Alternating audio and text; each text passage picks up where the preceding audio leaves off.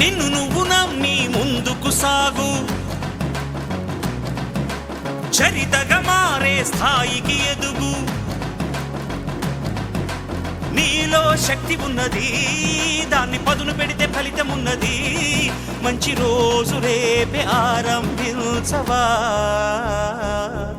అరే ఎవరి గుణం ఏమిటో, ఎవరి బలం ఏమిటో చూసింది ఎవరంట.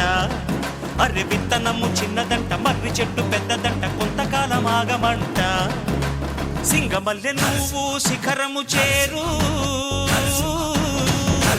శిఖరము చేరి నింగిని కోరు.